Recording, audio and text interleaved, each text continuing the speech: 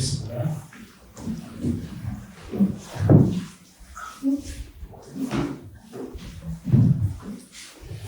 구약 성경에 에스겔이 선지자로 활동하는데 그 에스겔서를 썼는데 그 에스겔서를 쓰는 그 상황이 이제 2차 포로로 끌려갔을 때 1차는 BC 605년에 바벨론 포로로 끌려갔고 2차는 597년에 끌려갔고 3차는 586년에 끌려갔는데 2차 두 번째에 끌려가서 그 포로된 사람들 무리 가운데 지금은 이라크죠. 이라크에서 살고 있었는데 그때 하나님이 이스라엘이 함락되고 다시 회복될 것이다 라는 말씀을 에스겔에게 주셨습니다. 그래서 그 회복되는 과정도 이제 주시는데 전체적으로 본다면 무겁고 어두운 말씀이에요. 심판의 말씀이고 그런데 중간중간에 환상을 보여주시고 그 환상을 5번 정도 보여주셨는데 그 5번 보여주신 환상 중에서 오늘 본 환상이 4번째 환상입니다. 이 4번째 환상의 말씀을 우리가 이제 오늘 어떤 말씀인가를 보게 되는데 이 환상에는 거의가 소망이 들어 있었어요. 그러니까 잠깐 이렇게 하나님의 진노가 강하게 선포되다가 잠깐 구름이 걷히고 환한 하늘이 보이는 것처럼 이렇게 환하게 빛을 비추는 그러한 환상을 하나님이 보여주십니다. 근데 여기에 보면 마른 뼈들의 환상이었는데 하나님이 에스겔을 한 골짜기로 하나님의 신이 불같은 신이었죠. 불같은 형상을 뗀 그 신이 에스겔을 골짜기로 데려갑니다. 그리고 그 골짜기에는 뼈들이 가득한데 그 뼈들이 다 말랐다는 것은 이미 죽은 지 오래됐다는 거죠. 그래서 전혀 소망이 없고 생명이 아닌 아주 사망이 음침한 골짜기를 지나가게 하십니다. 그러면서 에스겔에게 어려운 질문을 하시죠. 이 뼈들이 살아나게 됩니다. 에스겔에게는 도전이었죠. 인간적인 상식적으로 생각하면 도저히 살 수 없는 상황인데 하나님이 물으시니까 에스겔이 오직 주님만이 아십니다 라고 대답을 했습니다. 그때 에스겔에게 더 어려운 말씀을 하시죠. 이 뼈들을 향해서 네가 대언해라. 어떻게 대언하냐면 뼈들이 서로 붙고 힘줄이 돋고 가죽이 덮이고 그 다음에 거기에 생기가 들어가서 이 뼈들이 살아나게 해라. 그런 대언을 하게 했습니다. 그러니까 이것은 너무나도 어려운 행동하기, 순종하기 어려운 말씀이시고 또 너무 현실적이지 않은 어떤 신화에나 나오는 그런 동화책 속 얘기 같은 그런 이야기를 하신 거죠. 그럼에도 주님은 에스겔을 통해서 놀라운 일을 여기에서 이 환상 속에서 보여주십니다. 특별히 여기에 나오는 이 뼈들이 무엇을 상징하는가? 상징하는 것을 우리가 이제 성경을 보면서 알아야 되는데 11절에 보면 또 내게 이르시는 자의 뼈들은 이스라엘 온 족속이라 그들이 이르기를 우리의 뼈들이 말랐고 우리의 소망이 없어졌으니 우리는 다 멸절되었는가 하느냐 그랬습니다. 그러니까 이스라엘 백성을 의미하고 있죠. 이스라엘 백성은 지금 살아있어요. 바벨론이라는 나라의 포로로 끌려가서 그냥 육체적으로 평범한 삶을 자유가 없으니까 서럽긴 하겠지만 살고 있습니다. 근데 하나님은 이들을 보면서 뼈라고 그랬어요. 죽었다고 정의내는 거죠. 그러니까 하나님이 보는 눈과 에스겔 우리가 보는 눈은 전혀 달랐죠. 이 말씀과 비슷한 말씀이 예수님도 하셨는데 제자들이 예수님을 따르다가 그 중에 하나가 아마 힘들었나 봐요. 그래서 빠져나갈 어떤 핑계거리를 찾다가 아주 좋은 아이디어를 발견하나 했는데 예수님에게 내 아버지를 장사하고 와서 따를게요. 그랬습니다. 아버지가 지금 돌아가신 게 아니에요. 기다렸다가 아버지가 돌아가시면 아들이 반드시 그 자리에 있어야 되니까 그렇게 얘기한 것입니다. 예수님이 뜻밖의 얘기를 하셨어요. 뭐라고 그랬냐면 죽은 자는 죽은 자로 장사하라. 여러분 죽은 사람이 어떻게 죽은 사람으로 장사합니까? 장례를 치르는 사람들을 죽었다고 표현한 것은 예수님이 영적으로 상황을 보신 것입니다. 그러니까 예수님이 보는 눈과 하나님이 보는 눈이 일치하고 있습니다. 단순히 바벨론 포로로 끌려가서 상황이 지금 어렵기 때문에 이 사람들은 죽은 사람이다. 갇히고 힘들고 어렵기 때문에 죽은 사람이다. 이렇게 얘기하신 게 아닙니다. 우리 삶은 대로 막히기도 하고 갇히기도 하고 그런가 하면 또 유복할 때도 있고 넉넉할 때도 있고 자유로울 때도 있어요. 힘들 때도 있고 기쁠 때도 있고 울 때도 있고 또 자유하면서 춤을 출 때도 있습니다. 그러나 그 상황 속에서도 살아있는 사람이 있는가 하면 죽어있는 사람이 있을 수 있다는 것입니다. 마른 뼈의 정의가 뭐라고 생각하십니까? 마른 뼈의 정의에 대해서 알려면 에스겔서가 전체 48장으로 되어 있는데 48장을 다 읽어봐요. 근데 제가 꼼꼼히 읽어보면서 한 가지를 발견한 게 뭐냐면 에스겔서 8장과 에스겔서 40장을 비교하면서 봐야 되는데 8장에 하나님이 이건 세 번째 보여준 환상인데 에스겔을 바벨론에서 예루살렘까지 거리가 1500km였거든요. 그러면 서울에서 부산까지 왕복 4번을 왔다 갔다 합니다. 왕복해야 되는 거리입니다. 아주 먼 거리죠. 그 당시에 걸어서 간다고 생각했을 때는 정말 이역만리 그런 먼 곳입니다. 근데 에스겔을 예루살렘으로 데려가셨어요. 그리고 예루살렘의 성전으로 가셨는데 그 성전이 솔로몬이 지은 화려한 성전이었습니다. 그 성전이 아주 컸고 그 큰 성전 거의 한 3층 높이의 그러한 전체 다 해서 3층이 넘는 그러한 건물이고 거기 헐게 방들이 있고 아주 웅장했던 그런 성전이에요. 그러니까 그 안에서 어떤 일을 하고 있나를 문 닫고 들어가면 모르는 것입니다. 그런데 에스겔을 데려가서 그 안에서 벌어지고 있는 것을 보여준 환상이 세 번째인데 너무너무 예상치 못한 끔찍하고 가증스러운 일들이 벌어지고 있었어요. 그게 성전 안의 환상인데 그 환상과 40장에 끝나갈 즈음에 하나님이 새롭게 바꾼 성전의 모습을 보여줍니다. 두 가지의 성전을 보여준 거예요. 타락한 성전, 새로워진 성전.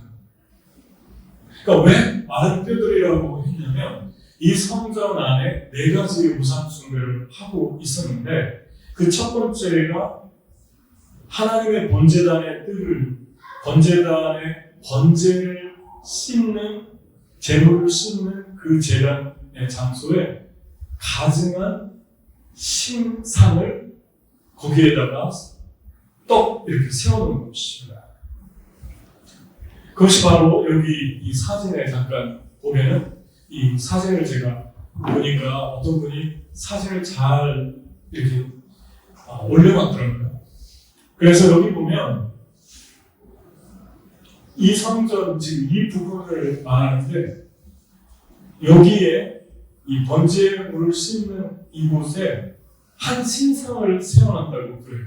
근데 여기 학자들이 이 신상이 뚜렷하게 어떻게 형상을 떼었나는 모르지만 초기의 신이라고 나와 있거든요. 에스겔서요. 하나님이 싫어하는 걸 해서 하나님으로 하여금 분노하게 하는, 질투를 유발하는 그러한 형상을 여기에다가 가져다 넣습니다. 그래서 이거를 학자들이 아세라 신상이라고 하는데, 므낫세 왕이 여기에다가 신상을 하는데 요시야 왕이 다 제거했어요. 근데 다시 이스라엘 백성이 또 갖다 놨어요. 여기에 지금 그 신상을 갖다 놓는 거예요. 놀라운 것은 우상 숭배는 산이나 바다나 다른 외부적인 데에 가서 하는 거 아닙니까? 근데 하나님의 성전 안에 이런 일을 행했던 거예요. 그러니까 하나님이 많이 알고 있었던 것이에요. 놀랍지 않아요? 이 성전 안에서 이런 일이 벌어진다는 게. 하나님이 40장에는 번제물을 씻는 건물로 다시 보여줍니다. 이게 첫 번째 신상인데, 이것은 무엇을 말하냐면 죽어있는 자들의 상황을 얘기하는데, 그 내면에 하나님의 성전에서 하나님도 섬기고 다른 것도 섬기겠다는 것을 의미하는데, 요즘 말로 바꿔서 얘기하면 혼합종교입니다. 그러니까 한때는 하나님만 순결하게 섬겼던 하나님의 사람들이 시간이 지나면서 이것도 인정하고 저것도 인정하는 거예요. 하나님의 말씀에 노라고 한 것까지 다 가지고 들어와서 여기에 말하고 있는 성전은 우리 내면의 성전을 의미합니다. 너희가 하나님의 전인 것과 하나님의 성전이 너희 안에 머무르는 것을 알지 못하는 것. 너희 몸은 예수께서 피로 감추고 사는 하나님의 성전이다. 그러니까 마련뼈가 된다는 것은 시간이 지나면서 하나님도 괜찮고 이것도 괜찮고 우상도 괜찮고 다 죽으면 천국 갈 수 있다. 예수님 통해서 가지 않아도 된다. 다른 종교를 통해서 갈 수도 있다. 이런 놀라운 일들이 이 안에서 벌어지고 있었다는 거죠.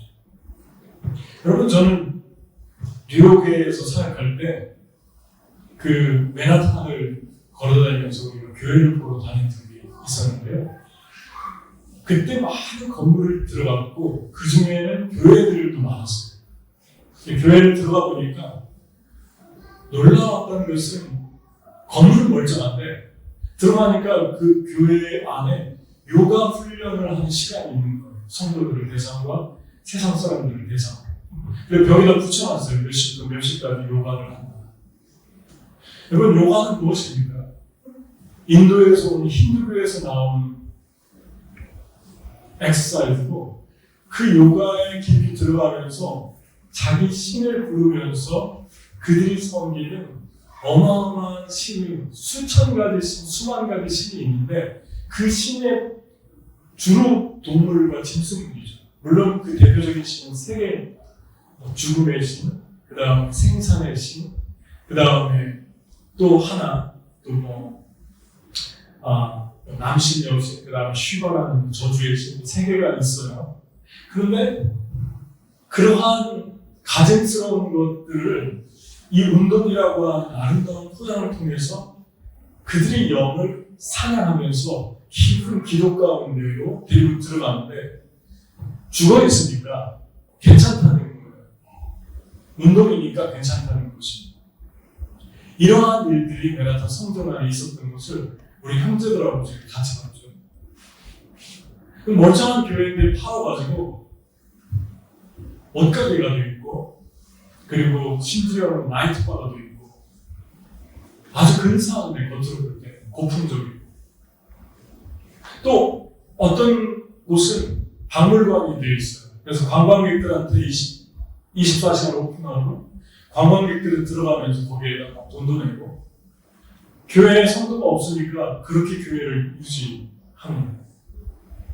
하나님이 원하시는 교회가 이런 걸까요? 하나님이 원하시는 교회는 박물관 같은 교회가 아닙니다. 구경하러 오는 교회가 아닙니다. 건물을 구경하고 아주 클래식하고 멋진 그런 고풍스러운 건물이 아닙니다. 예수님 말씀하셨죠. 이 건물이 이 돌 하나도 돌 위에 남지 않고 마지막 때 다 무너질 것이다. 하나님이 쓰고 싶어하는 성도는 한 사람 한 사람의 내면 속에 예수님을 제대로 믿고 예수님만을 분명하게 바라보면서 일어나는 영혼들입니다. 그 영혼들을 일으키는 게 하나님의 소원이라 40장에서 하나님의 꿈을 말씀합니다. 두 번째는 뭐냐면 여기 이 4개의 상이고 4개 상이 있는데 이 4개의 상은 재물을 잡아서 올려놓는 상이고 4개의 상은 재물을 씻는 그런 상이라 다듬은 돌로 올려놔라 그랬습니다. 다듬은 돌로 이것을 8개를 준비해라 그랬습니다. 그런데 이곳에서 여자들이 담무스라고 하는 신을 섬기고 있었어요. 담무스는 뭐냐면 이스라엘의 신이 아니고 이스라엘 신은 하나님인데 바벨론에서 온 신으로 어떤 이제 봄에는 살아나고 신이 여름에는 죽습니다. 여름이 되면 그걸 섬기는 사람들이 울고 봄에는 기뻐합니다. 그래서 그게 봄에 축복을 내린다. 이런 신이 담무스입니다. 그러니까 결국은 자기의 유익과 자기의 풍요, 잘 먹고 잘 살기 위해서 만들어낸 신이고 그러면서 이 백성들의 한 말이 이 안에서 하나님이 우리를 버렸다.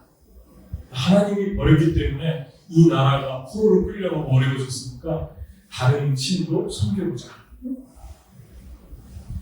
그래서 하나님이 그 나무스를 숨기는 그 장소에다가 다듬은 돌은 깎아지는 서품을 의미하고 여기 희생제물은 희생하는 것을 말씀하고 있잖아요.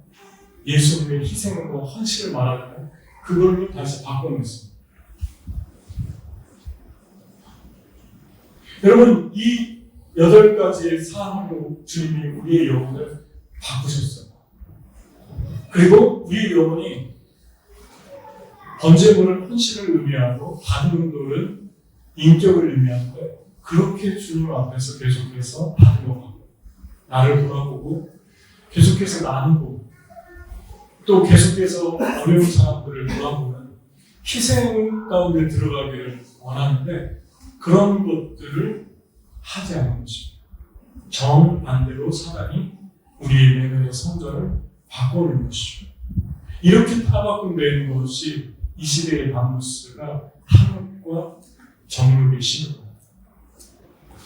그것을 말한 뼈 죽어있는 자의 상태라고 이야기합니다. 세 번째는 장로들 70명이 이 안에 들어가서 이 장소인데 이 안에서 그림을 벽에다 그려놓고 그 가증스러운 그림을 그려놓고 거기서 태양을 숨겨놓고 있었어요. 그것도 장로들이에요. 장로들은 여기서 말하는 장로들은 지도자들을 상징하고 있습니다.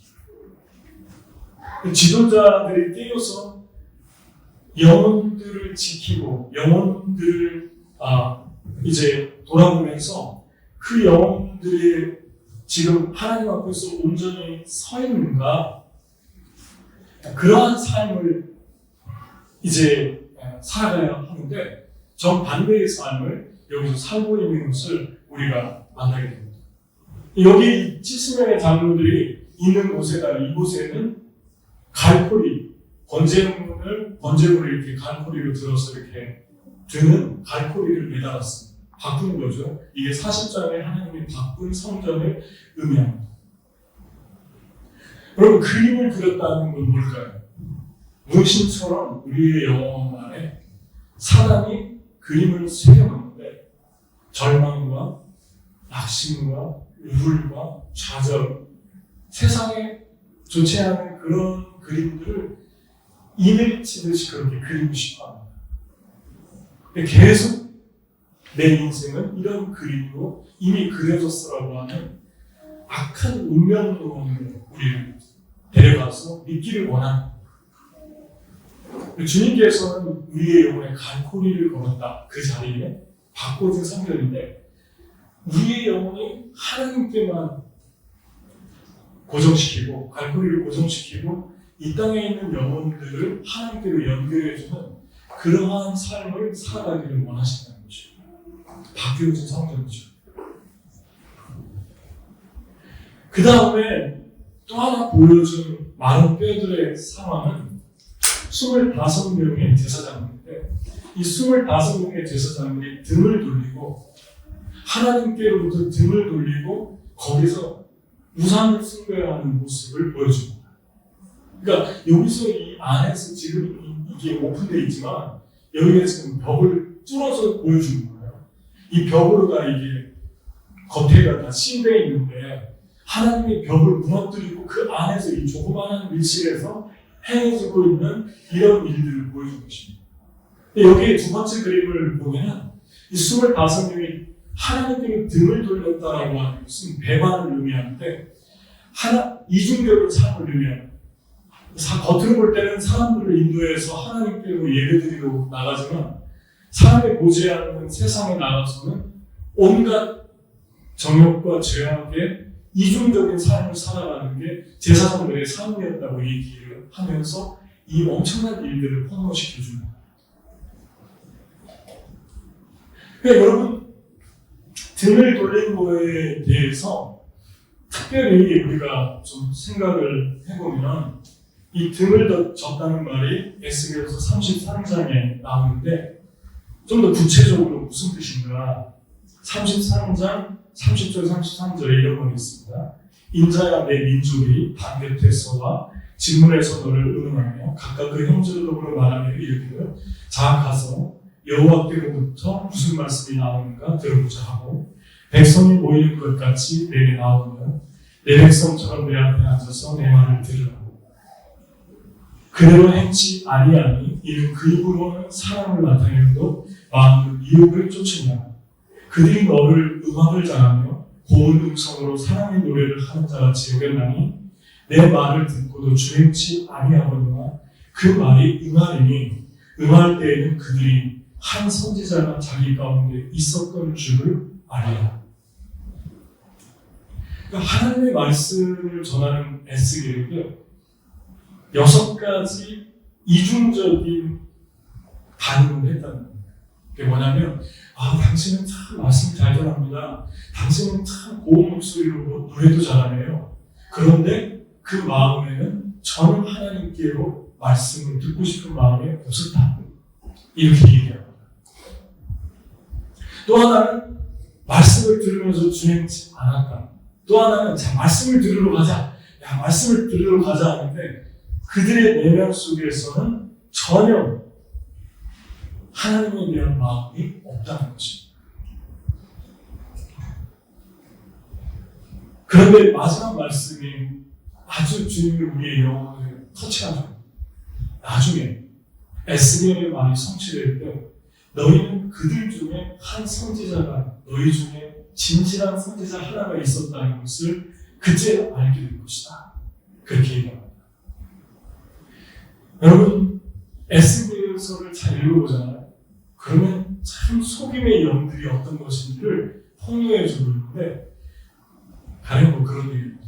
너 예언하는 사람들을 쉽게 따라가지 마라. 그들의 예언이 하나님께로 나오지 않았는데 하나님께로부터 나온 척하면서 사람들을 예언하는데 그들의 영혼에서 나오는 예언이 맞지 않는데도 불구하고 그것들을 체크해보지 않고 따라가는 영혼들은 어리석다. 그렇게 에스겔서에 보여줘요. 하나님의 말씀, 성경 말씀을 그대로 전하는 거에 대해서는 관심이 없고 이 세상에서 쇼를 하거나 자기를 드러내거나 사람들을 현혹시키는 일에 많은 사람들이 유혹되는 모습들이 현상이 시대가 지날수록 더 심각해지고 있다는 것입니다. 특별히 거기에 한몫하는 것이 미디어 매체인데 그 미디어 매체들을 통해서 너무나 많은 지저분한 영들이 지저분한 하나님의 종이라고 하는 사람들이 나와서 떠들어대는데 과간도 아닌 것 같아요. 무식해야 보면. 여러분, 하나님께서 이 말씀을 우리에게 보여주는데 놀랍지 않습니까? 여기에 하나님께서 무엇을 해줬습니까? 저기 두 군데 보라색으로 칠한 이 3번에 저기서 가증스럽게 25명이 하나님께 등을 돌리고 이중생활을 하면서 우상을 섬겼는데 저기에 제사장들의 반을 찍었어요. 그리고 성전과 제단을 수직하는 자라고 얘기하고, 수직한다는 말이 영어로 guard라고 나와 있습니다.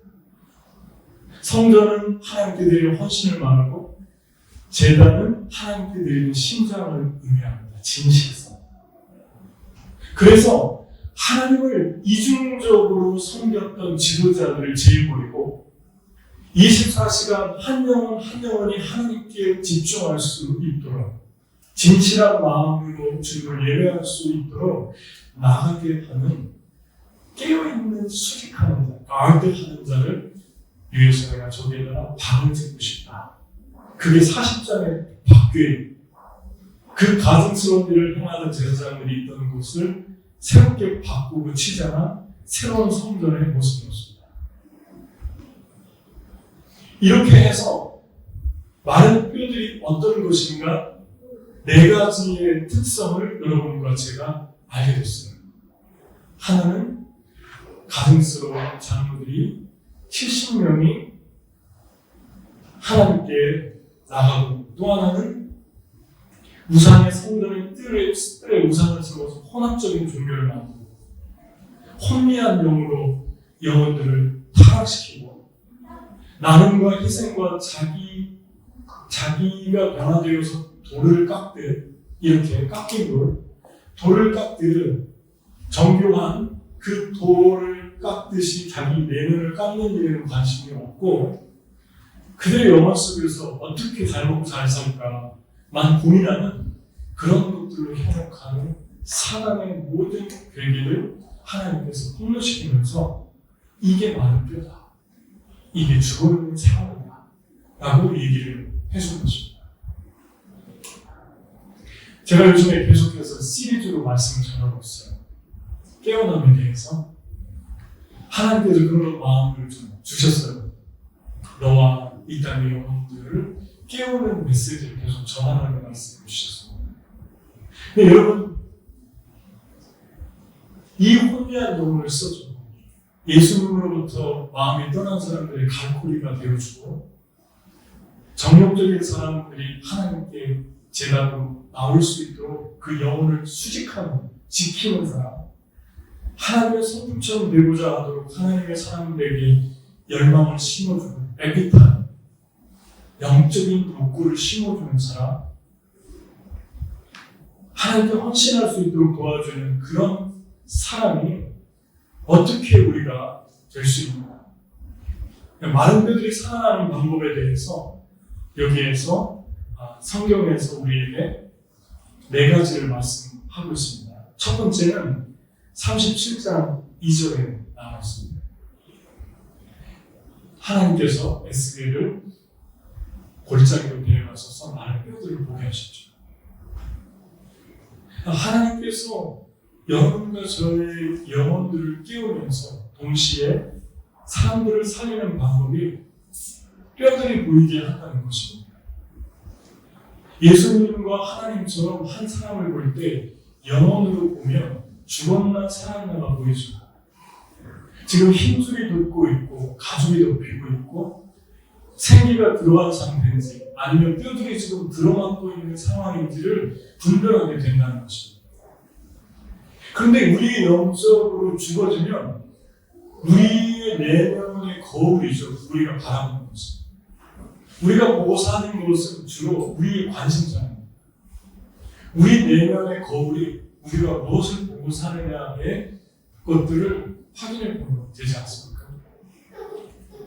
여러분들의 영혼 속에 지금 죽어져가는 사람들 한 영혼에 메마른 영혼들이 보인다면 여러분들 영혼은 지금 살아있는 것입니다. 지금 죽어있구나. 지금 죽은 상태구나. 지금 살아나고 있는 상태구나. 라는 것이 보입니까? 하나님이 나에게 보여주는 많은 뼈들은 어떤 것입니까? 그 내면에 이미 오래전에 하나님께 헌신했던 길에서 벗어나서 여러 가지 세상의 것들로 가득 채워진 그 은밀하게 행하고 있는 네 가지의 저 가증스러운 모습들이 우리 영혼 안에 있다면 주님은 그 자리에 우리가 먼저 씻어내기를 원하는 그런 분별력을 가지기를 원하십니다. 그러면 분별을 할 때 한 가지 여기서 우리가 생각해 봐야 될 게 있죠. 독선과 정죄감입니다. 사람을 분별한다라고 하는 명목으로 자칫 잘못하면 사람을 정죄하게 되잖아요. 나만 옳고 나만 독선들이 되지 않습니까? 그래서 사람을 분별하는 것과 정죄하는 것은 다르지만 까딱 잘못하면 분별할 때 바로 정죄와 연결되기 때문에 여러분과 제가 한 가지 기준이 있어야 되는데 정죄가 아니고 분별을 하는 것은 하나님의 마음을 갖는 것입니다. 여기에서 지금 오늘 읽은 말씀이 에스겔서 37장입니다. 근데 36장까지 하나님이 심판을 선포하는데 하나님 뭐라고 하셨냐면 너희가 왜 바벨론에 끌려오자 합니다. 너희가 이방 사람들도 하지 않는 그런 죄악을 지은다. 그래서 너희 자식들을 우상을 만들어 놓고 그 안에 제물로 바치는 일은 다른 데에도 없는 일이다. 하나님이 너무너무 오래 참으신 것을 여러분 보지 못합니다.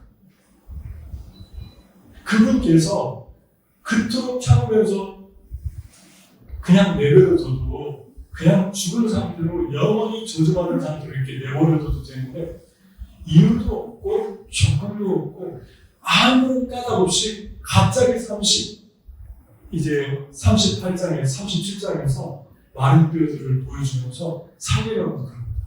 그리고 내가 살릴 것이다 그럽니다. 다시 말하면 여러분과 저를 그렇게 조건 없이 살리셨다는 거죠. 그냥 여러분 그 은혜는 지금도 임하잖아요. 우리가 주님 잘 믿고 따르지만 어떨 때는 되게 영혼이 다운되고 가라앉고 우울해지고 슬퍼지고 영적인 힘이 내 몸에서 다 빠져나가는 듯한 느낌을 받을 때가 있어요.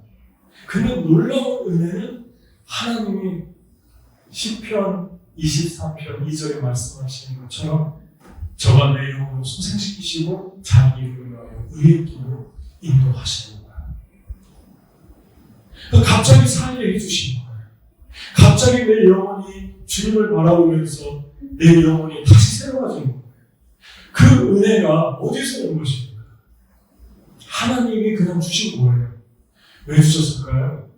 나는 지금 헤매고 있는데, 나는 지금 바닥을 헤매고 있는데, 영혼이 메마른 지가 오래는데, 마른 뼈처럼 되어 있는데, 왜 나를 살리신 것입니까? 그냥 무조건적인 사랑. 그냥 아무런 이유를 설명하지 않고 갑자기 마른 뼈를 살리겠다고 그럽니다. 우리가 하나님이라면 다른 사람들하고 시작해도 되잖아요. 하나님은 다른 사람을 만들 수도 있어요. 왜 하필이면 냄새나고 다 이미 죽어버린 사람들을 포기하지 못하는 것입니까? 하나님의 마음이 하나님의 사랑. 하나님이 여러분을 포기하지 않습니다. 쉽게. 하나님이 한 사람 한 사람을 쉽게 포기하는 성품이 아니에요. 그게 하나님의 마음입니다. 그 마음을 가지고 있으면 분별이 됩니다. 분별은 도와주려고 하는 것이고 정죄는 죽이려고 하는 것이잖아요. 성숙한 사람들은 분별하는 사람들. 살아있는 사람은 보인다. 이것이 내 영혼이 메마르면 보인다. 주변 사람들이 메마른 사람들이 보이기 시작하면 사랑입니다. 근데 그렇게 보이지 않는다면 우리 영혼은 지금 어디에 있는 것일까요? 두 번째, 하나님의 질문. 뭐라고 질문했냐면 부담스러운 질문을 했어. 이 뼈를 살립니다. 누가 봐도 아무리 에스겔이 믿음이 좋아도 살겠다고 할 수 있을 것 같아요. 어려운 이야기입니다. 대답. 예, 살 수 있습니다. 이렇게 대답이 나올 수 없는 상황이잖아요. 여러분, 하나님께서 저와 여러분에게 질문하실 때가 있어요. 그런데 도저히 내 생각에 안 될 것 같은데 하나님이 물어볼 때가 있습니다.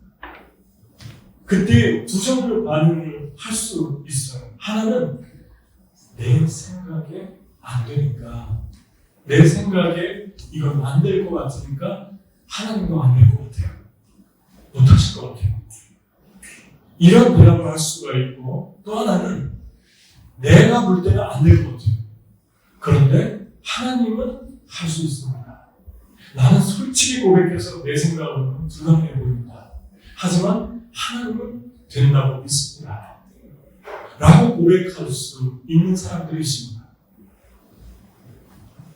어떻게 살아나는 것입니까? 하나님께서 여러분들에게 질문하시고 도전하실 때 그렇게 반응하십시오. 하나님, 내 생각에는 안 될 것 같은데 하나님이 하시면 될 것 같습니다. 내가 그것을 믿습니다. 근래 들어서 이러한 도전을 주님이 주신 적이 있습니까? 저는 여기 성수동에 예배 끝나고, 특히 예배 끝나고 나갈 때, 올 때도 그럴 때가 있는 거. 여기 나오는데 이 청년들이 여기 많이 줄을 서잖아요, 가게에. 새로운 가게가 열면 줄을 서서 기다립니다. 시간 전에 와서.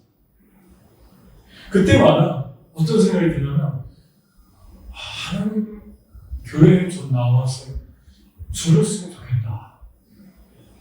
왜 이 시대의 사람들은 하나님에 대한 원망이 없을까? 왜 예배전에 와서 하나님을 갈망하는 마음이 없을까? 너무 부유해서 그런가? 부유해도 하나님을 찾는 사람, 하나님의 목마른 사람들은 있습니다. 아니면 하나님의 교회가 너무 시대에 동떨어져서 그런가? 아니면 하나님의 교회 사람들이 세상 사람들보다 더해서 그런가? 더 욕심내고 더 다른 사람들을 파괴하고 더 다른 사람들을 힘들게 하면서 살아가서 그런가? 여러분, 그런 생각이 문득문득 드는데 제가 솔직하게 고백하기는 안 될 것 같은 마음이 드는 거예요. 뉴욕에서 그런 줄을 쓴 적이 있는데, 한 주에 20명씩 온 적이 있는데, 지금은 그때는 되고 지금은 안 될 것 같아요. 하나님이 변하실 것입니까? 하나님의 능력이 약해진 것입니까? 하나님의 팔이 짧아진 것입니까? 세월이 너무 세련되고 첨단을 달려서 하나님은 시대에 뒤떨어지고 촌스러워진 것입니다. 여러분과 저의 영혼이 말라서 그렇습니다. 메말라서 그렇습니다. 영혼이 메마르면 내 생각이 하나님의 생각이 됩니다. 하나님의 생각이 내 생각이 되는 것이 아니라 내 마음이 하나님의 마음이 됩니다. 내 마음은 어떠하든지 하나님의 마음을 받을 수 있다면 그렇게 고백할 때 우리의 영혼이 살아나기 시작합니다. 하나님 여러분에게 도전하는 것은 무엇입니까? 두 번째 얘기했어요. 세 번째, 말씀을 배워나가고 그랬어요. 하나님의 말씀은 살아있는 능력이 있는데 그냥 성경 이야기만 하고 하나님의 말씀을 전해주면 되는데 사람은 자꾸만 자기의 생각과 자기의 경험과 자기의 것들을 부풀리기 때문에 하나님의 말씀이 약화되는 거예요. 하나님의 말씀이 약화될수록 하나님의 성령의 능력이 약화됩니다. 여러분, 그냥 누구에게 복음을 전해주고 싶은데 정말 어렵잖아요? 그러면 그냥 성경에 나오는 스토리 하나만 얘기해 주면 돼요. 여러분이 알고 있는 스토리 얘기하기는 쉽잖아요. 스토리는 외우지 않아도 돼요. 이야기는 그냥 하나의 어떤 시나리오처럼 하나의 짧은 이야기를 담고 있기 때문에 이해만 하고 가서 그냥 입만 열어서 전해주면 돼요. 탕제 얘기가 있습니다. 내가 형제님이 보니까 이런 이야기가 생각나요. 그리고 어떤 때는 그 얘기와 더불어 교훈을 안 해도 돼요. 성령이 그 말씀으로 그 영혼 안에 평생 남게 있어요. 이게 말씀의 파워입니다. 그냥 대원하니까 어떻게 대원했습니까? 뭐 대원하면서 에스겔이 그러지 않았잖아요. 내 생각에는 안 될 것 같은데 지금 하나님이 하라고 해서 당신들 뼈에 대해서 내가 지금부터 얘기합니다. 어떻게 붙을지는 모르지만 이렇게 얘기해서 얘기 안 했어요. 하나님이 시킨 그 센텐스 그대로 얘기했어요. 뼈야 살아나, 생기가 들어라, 서로 붙고 힘줄이 생겨라, 그리고 가죽이 덮여라. 그냥 하나님이 시킨 대로만 전달했어요. 근데 그게 붙기 시작합니다. 저는 이번 주에 어떤 책을 하나 읽었는데 그 미술에 대한 책인데 여러분 읽었는지도 모르겠어요. 되게 재밌어가지고 제가 하나 오늘 그림 보는 날이에요. 네, 그림을 보면 이거 아십니까? 피테르 아르첸이라는 사람이 그림인데 16세기에 내려난 화가인데 그냥 이 모습이 이대로 가난해서 이렇게 파는 집이 없었대요. 이렇게 가공을 하고 육류, 식물, 동물 다 있잖아요. 먹을 게 풍성하잖아요. 꿈을 꾸면서 그냥 그린 거예요. 이렇게 됐으면 좋겠다. 이런 마켓도 없었고. 그런데 이 그림을 그리면서 이 풍요로운 엄청난 먹을 게 있는데 저 그림을 같이 그렸다는 거죠. 저것도 그렸고 이것도 그렸다는 것이죠. 이게 뭐냐면은 예수님의 엄마와 아버지가 애굽으로 피신을 하면서 가난한 사람들에게 떡을 나눠주고 있는 헤롯이 죽이려고 하니까 하나님이 꿈에서 애굽으로 잠깐 피신해 있다 와라 그랬잖아요. 근데 애굽에 내려가다가 보니까 가난한 사람에서 죽은 장면이고 이거는 술 취한 사람이 밑에 굴껍질을 주우면서 이쪽은 술을 먹는 사람들의 그림. 이 그림이 의미하는 바는 육체적인 풍요로움과 육체적인 먹을 것과 마실 것들을 구하는 것도 중요하지만 이렇게 꿈을 꾸는 것도 중요하지만 그 속에서 영적으로 사람들을 살리고 영혼들이 살아나기를 소원하면서 같이 나누고 베풀고 주는 그런 탐욕으로부터 그런 세상의 탐자 같은 병탕한 술 취함으로부터 나와서 너희가 하나님을 바라봐라 하는 메시지가 여기에 있다고 하는 것이죠. 그런데 놀라운 건 피테르 아르첸이라는 사람의 조카가 요아킴이라는 조카가 사원소라는 그림 아십니까? 물과 공기와 바람과 흙 네 가지 그림을 네 가지 주제로 그렸는데 고모를 똑같이 따라서 성경 이야기를 저 뒤쪽에다가 삽입해놨어요. 여러분 요아킴의 그림을 한번 보십시오. 사원소라는 그림을 보십시오. 나와 있습니다. 이 책을 사가지고 왔길래 그 책을 읽다가 너무 은혜스러웠어요. 재밌었고. 하나님의 성경 이야기를 그냥 전해주지 않습니까?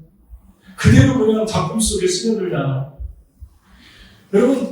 여러분이 가지고 있는 것으로 얼마든지 표현할 수 있다는 것이죠. 음악으로, 또 여러분의 작품으로, 또 여러분이 만나고 있는 어떤 탤런트, 사람들과 함께 어떤 방법으로든지 하나님의 영광을 위해서 대언할 수 있습니다. 그때 하나님께서 어떤 일들을 하게 되는 것을 우리가 만나게 됩니다. 이런 사람들이 이렇게 살 때 또 그렇게 살고 싶은 사람이 나오잖아요. 조카 같은 사람이 나오지 않습니까? 여러분 놀랍지 않아요? 마지막 네 번째 어떻게 살아가느냐? 여기서 또 내게 이르시되 너는 생기를 향하여 대언하라. 생기게 대언하여 이르되 주 여호와의 말씀에 생기야 사방에서 불어와서 이 사망을 당한 자에게 불어서 살게 하라 하셨다. 사망을 당한 자를 영어 성경에 뭐라고 나옵니까? These slain 그랬습니다. 사망을, 죽임을 당한 사람, 살육을 당한 사람들, 살아있는 사람들인데 이것은 무엇을 의미합니까? 누군가에 의해서 죽었다는 것입니다. 그 누가 누굴까요? slain이라는 말은 무서운 말이잖아요. 살육했다는 아닙니까? 많은 뼈들이 사단에 의해서 죽은 거예요. 사단에 의해서 영적인 영향력을 잃어버린 것입니다. 그래서 한때는 그 성전이 깨끗했는데 이제는 완전히 그 성전 안에가 지저분하고 난장판이 되어 있는 거예요. 그래서 영향력이 흘러가지 못하는 것은 너무 오래됐고 이미 술도 쉬지 못하고 말로 메마르고 또 메마라서 안 좋은 악취만 풍기고 있는 그러한 삶을 지금 죽은 채로 살아가고 있습니다. 근데 사방에서 바람이 불어오도록 네가 선포해라고 그럽니다. 사방에서 불어왔다는 것은 하나님이 어디에도 있다. 하나님의 임재가 지역과 나라와 장소와 상황을 초월해서 어디에도 있으니까 너는 언제든지 필요가 있으면 나를 바라보고 내게 기도하면 나는 너에게 너를 돕기 위해서 성령을 보낼 것이다. 그럽니다. 여러분, 때로 저희 여러분이 준비되어 있지 않은 때가 있잖아요. 오늘은 누가 안 만났으면 좋겠다. 오늘은 어떤 사람이든 나한테 부담을 주지 않았으면 좋겠다. 오늘은 그냥 혼자 있고 싶다. 당분간 며칠 동안, 몇 달 동안 그러고 싶다. 그런데 그 시간을 하필이면 누군가 여러분에게 긴박하게 SNS를 보내거나 연락을 해서 도움을 요청한다고 생각해 봅시다. 내가 지금 도와줘야 될 상황입니다. 그때에도 주님이 준비되어 있지 않을 때에도 움직이라는 것입니다. 왜냐하면 네 생각에 지금 네가 움직여도 아무런 일이 일어날 것 같지 않은 정도로 내 영적 상태가 그러해도 내 영은 사방에서 준비되었다. 나는 그 영을 너에게 보낼 것이고 상황을 만들 것이고 그리고 내가 어떤 일을 할 것이다. 그렇게 우리에게 말씀하고 있습니다. 여러분, 하나님 안에서 하나님의 우리에게 성령으로 감동하실 때 하나님, 난 지금 준비되지 않았습니다. 그리고 난 요즘 안 될 것 같습니다. 내 영적 상태가 요즘 아주 심각합니다. 이렇게 하지 말라는 것입니다. 하나님이 우리를 살리기로 작정해서 그러시는 거예요. 나는 지금 네가 먼저 있으면 좋겠다. 하면서 지금 얼굴도 안 씻었는데요. 영혼의 얼굴도 안 씻었는데요. 발도 들어오는데요. 옷도 아직 없는데요. 영혼의 옷이 없는데요. 요즘 말씀도 없는데요. 요즘 찬양도 제대로 못하고 있는데요. 하나님이 우리에게 말씀하십니다. 너가 준비되어 있지 않은 시간에도 나는 준비된다.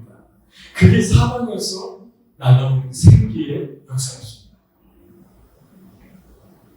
이럴 때 하나님께 순종하면 여러분과 제가 완벽하다고 생각하지 않는데 깨끗하다고 아직 느껴지지 않는데 부족하다고만 느껴지는데 그때 순종하면 여러분이 살고 여러분의 한 사역이 살아나는 일들이 일어날 것이라고 말씀합니다. 여러분, 놀라운 은혜 아닙니까? 이 은혜가 어떤 은혜입니까? 하나님이 방 구석구석을 벽으로 이렇게 다 막았는데 레이저로 보듯이 구석구석의 영혼들의 방을 샅샅이 보고 있지 않습니까?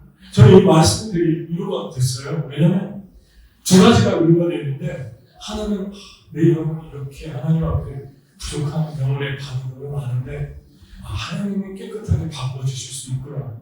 그래서 위로가 됐고 또 하나는 하나님이 내가 들고 있는 일들이 어떨 때는 준비되지 않아서 한 일이 죄송스럽고 열매 맺지 않을 것 같은데 그것도 하나님께서 열매 맺겠다고 예배로 받으실 수 있겠구나. 삶의 예배로 받으실 수 있겠구나. 그런 위로가 됐어요. 여러분, 하나님은 여러분들이 하는 모든 것들을 보고 있습니다.